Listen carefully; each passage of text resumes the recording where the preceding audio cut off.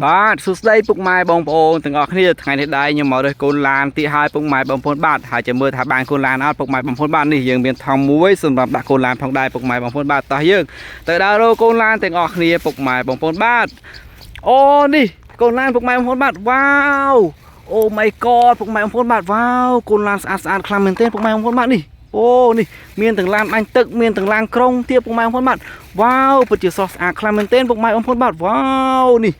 ពុកម៉ែបងប្អូនបាទសិតតែកូនឡានស្អាតតែម្ដងពុកម៉ែបងប្អូនបាទវ៉ាវនេះពុកម៉ែបងប្អូនសិតតែកូនឡានស្អាតតោះយើងទៅដើររកកូនឡានបន្តទៀតពុកម៉ែបងប្អូនបាទវ៉ាវសិតតែកូនឡានស្អាតតែម្ដងពុកម៉ែបងប្អូនបាទវ៉ាវតែអូនេះពុកម៉ែបងប្អូនបាទនេះកូនឡានទីហើយពុកម៉ែបងប្អូនបាទវ៉ាវសិតតែកូនឡានស្អាតតែម្ដងពុកម៉ែបងប្អូនបាទវ៉ាវដើមមិនទាន់បានមួយជំហានផងពុកម៉ែបងប្អូនបាទនេះវ៉ាវសិតតែកូនឡានស្អាតតែម្ដងពុកម៉ែបងប្អូនបាទវ៉ាវអូ my god អូ my god សិតតែកូនឡានស្អាតពុកម៉ែបងប្អូនបាទវ៉ាវនេះពុកម៉ែបងប្អូនបាទសិតតែកូនឡានស្អាតតែម្ដងពុកម៉ែបងប្អូនបាទនេះយើងដាក់ហងថងហើយយើងទៅដើររកកូនឡានបន្តទៀតពុកម៉ែបងប្អូនបាទវ៉ាវតែនទៅដើររកកូនឡានបន្តទៀតពុកម៉ែបងប្អូនបាទវ៉ាវអូ my god តែនអូនេះពុកម៉ែបងប្អូនបាទកូនឡានទៀតពុកម៉ែបងប្អូនបាទវ៉ាវកូនឡានស្រស់ស្អាតខ្លាំងមែនទែនពុកម៉ែបងប្អូនបាទនេះវ៉ាវកូនឡានស្អាតខ្លាំងមែនទែនពុកម៉ែបងប្អូនបាទមានទាំងអេសកាមានទាំងឡានដឹកដីទៀតពុកម៉ែបងប្អូនបាទវ៉ាវសិតតែកូនឡានស្អាតតែម្ដងពុកម៉ែបងប្អូនបាទនេះ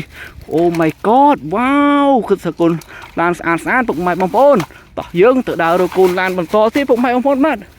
តែនវ៉ាវសិតតែកូនឡានស្អាតតែម្ដងពុកម៉ែបងប្អូនបាទវ៉ាវអូ my god តែនអូនេះពុកម៉ែបងប្អូនបាទនេះអូកូនឡានទីហើយពុកម៉ែបងប្អូនបាទវ៉ាវស្រស់ស្អាតខ្លាំងមែនទែនពុកម៉ែបងប្អូនបាទនេះវ៉ាវនេះមានទាំងឡានអត់ខ្លួនទៀតពុកម៉ែបងប្អូនបាទវ៉ាវសិតតែកូនឡានស្អាតតែម្ដងឥឡូវនេះដាក់ក្នុងថង់ទៀតពុកម៉ែបងប្អូនបាទវ៉ាវមកផ្លេតសោះពុកម៉ែបងប្អូនបាទនេះអេស្កាទៀតមកផ្លេតសោះចិត្តពេញថង់បាទទៅហើយពុកម៉ែបងប្អូនបាទវ៉ាវនេះទូវ៉ាវស្រស់ស្អាតខ្លាំងណាស់ពុកម៉ែបងប្អូនបាទមកផ្លេតសោះពុកម៉ែបងប្អូនអើយចិត្តពេញថង់បាទទៅហើយអូនេះឡានមួយទៀតពុកម៉ែបងប្អូនបាទអានេះឡានដឹកដីពុកម៉ែបងប្អូនបាទគេហៅថាឡានកង់10ពុកម៉ែបងប្អូនបាទប៉ុន្តែអត់មានទ្រុងអត់មានខ្លួននោះទេមានតែទ្រុងឆ្អឹងនោះទេពុកម៉ែបងប្អូនបាទវ៉ាវ